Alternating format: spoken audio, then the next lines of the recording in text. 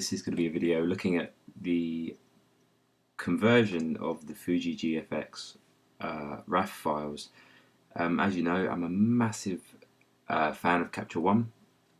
I keep bugging Phase 1 to support the camera. There's conflicting rumours that they are, but I'm not too sure at this point. There's already been a lot of articles on converting raw files and getting them to work in Capture One. I've been doing a little bit of testing because I was noticing a few errors in some of the files I was converting. So I just want to look at a few shots that I've done. So this is just a color picker or color checker, photographed 3200 ISO in a dim room on a cold winter day. Yeah. So this is a JPEG. I'm not too sure why, but everybody seems to be obsessed with the Fuji RAW JPEGs. I understand that they are good for JPEGs, but to only shoot JPEG is kind of unheard of in the professional end of photography. So that's a whole nother story, so I'm not going to get too much into that, but for 3200 ISO, I think that looks pretty amazing out of camera. I haven't touched that at all. I mean, there's very little to no noise on that at all. Yeah, it's a little bit soft, but 3200, that's amazing. I think I'd be happy if like a RAW file looked that good. So, as you know, the RAWs aren't supported by Capture. There are many ways to convert them, which I'll make another video on that, and many other people have. So, I was trying out the Adobe RAW converter, which is in Photoshop. So this is straight from there. So you can see compared to the JPEG. Let's get them both up actually. There's quite a bit of noise on the RAW file. This is with nothing on it at all. This has been converted to TIFF, so we could view it. But there's quite a bit of noise on there. I mean, other than that, there's not too much difference. I mean, like I said, I put no correction on this. This is just straight out of Camera Raw into Photoshop, save as a TIFF. But that's not too bad. I mean, that's what I was expecting at 3200, that kind of noise. And that's not that bad when you think about it, because, I mean, the chance of you blowing up that big, that ISO is going to be very slim. But I think that's pretty good for a RAW conversion. Like I said, there's nothing on that at all. So I thought that was pretty good. So I did add a bit of noise reduction to this on the same file, and as you can see, it's done a pretty good job. This is, again, it's just going through Camera Raw in Photoshop, and I think that's pretty good. I mean, I brought back a bit of noise and it looks as good as the JPEG in regard to noise quality. I mean, there's very little noise in that at all compared to just a flat TIFF. So I did the same in Lightroom, converted, just saved out a TIFF, no editing at all. I mean, if you compare that to the Photoshop file, which I've been told uses the same processor, which it should, there's not really that much difference, but I would say that this does appear to be less noisy, but then a little bit softer at the same time. If you look at them both.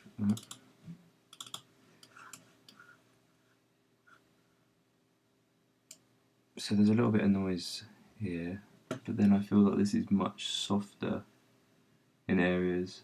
I mean, it's still bloody sharp, but it's kind of a trade-off between the two. But I mean, they're pretty much identical, give or take.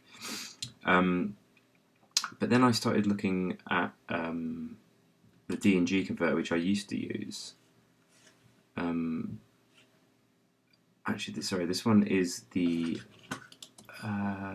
this is converted through Iridient X-Transformer, which is it's got its own standalone software for the GFX. I did a few tests of it, and from what I was aware of, this was supposed to be the better out of the D&G converter in Lightroom, but to be honest, I think this is awful. I actually purchased this recently, and I completely regret it, because you can already see this is straight out of camera D&G, and this looks terrible. This looks so bad. There's no profile on this at all, I don't think. No, there isn't. This is the D&G flat profile, and it looks awful. Notably, this purple patch. Every time I tried to somehow boost a bit of colour, a bit of saturation, bring it back to looking like, say, the JPEG, the file would just start to sort of fall apart, and the colours were just terrible. So if I go back to the base JPEG, you can see already that's a huge difference. I know it's a flat profile you get out of the D&G, but still, I think it looks pretty ropey. So if you say you add a colour profile, so there's somebody, I can't remember his name, I'll have to get his name, I will Google that now, who did a whole article on converting the raw files to TIFF and so on and so forth. Personally, unless I was going to editing, I wouldn't convert my files to TIFF to look at them in Photoshop. But yes, this guy called Kelly Dunn did a whole article about this, and I've read it a few times. But there's one in particular where I think he made a GFX 50S profile to use, an ICC profile to use capture, and this is it here. I'll put the link to the article in the description, and it's pretty good. So this doesn't do it any justice, because this file is just crap. Like, this conversion is awful. You can see, look at that. That's terrible. This is awful. I mean, that's got just a GFX neutral on it, which I thought was pretty good, comparing the files. And also the ICC profile for the Phase 1 250 is also very good. People are saying that they're similar sensors in some regard or something like that, but they seem to work quite well together. But this is awful. When I was trying to, say, boost the saturation and just anything to it, it would just start to fall apart. Like, especially, like I said, this area, it looked patchy and there was no detail. It's just soft and noisy.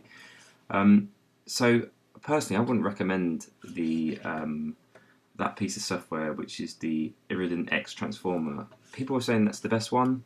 Personally, I wouldn't say so. I originally used the Adobe DNG converter at first, with mixed results, but I've been playing with it a bit more, and after comparing it to this program, it absolutely pisses all over it. So this is it here. I mean, that looks as good as what you get out of the JPEG. So this is with the Fuji GFX 50S ICC profile made by Kelly Dunn. I mean, that looks, I mean, you compare it to the JPEG, I mean, that's pretty good. I think I might have played with it. Yeah, there you go, look.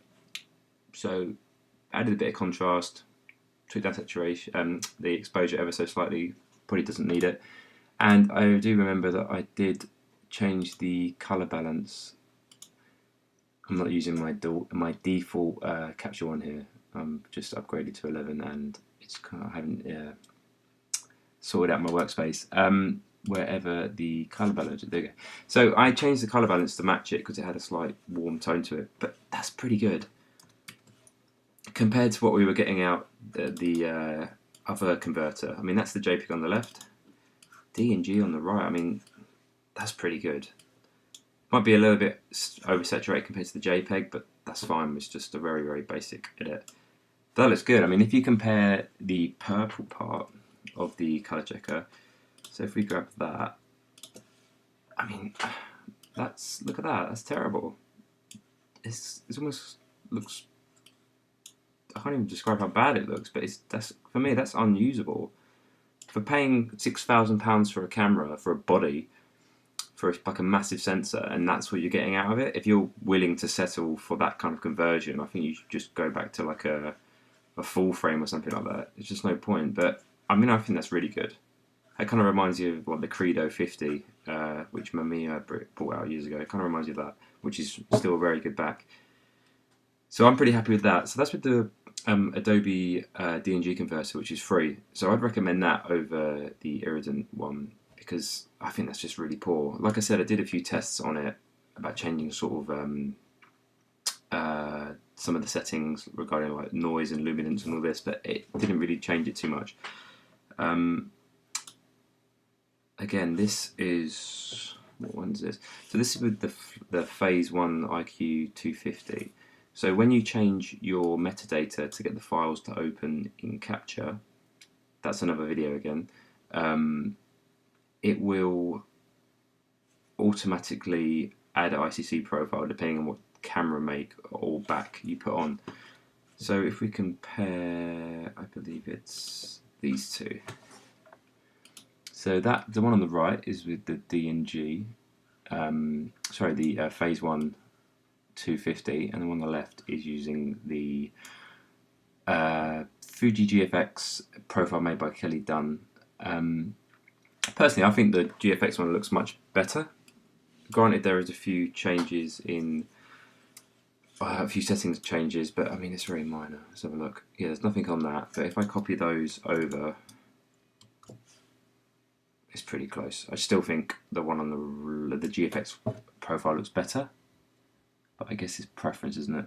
They look very close. I mean, you can't really tell the difference too much. So I'd recommend downloading Kelly Dunn's ICC profile, which I'll leave a link to. Very handy. Well, I hope this helps everyone. I've had the camera for a few months now, and I'm still kind of trying to get my head around what's the best way to convert the RAW files so they work with Capture One. I'm starting to realise that Capture One isn't the be-all and end-all of tethering. I do use it on jobs, and I have for the last 6-7 years. It is frustrating having to go back to Lightroom. It's a program I never really used and never enjoyed using when I did use it. But converting to D&G isn't so bad.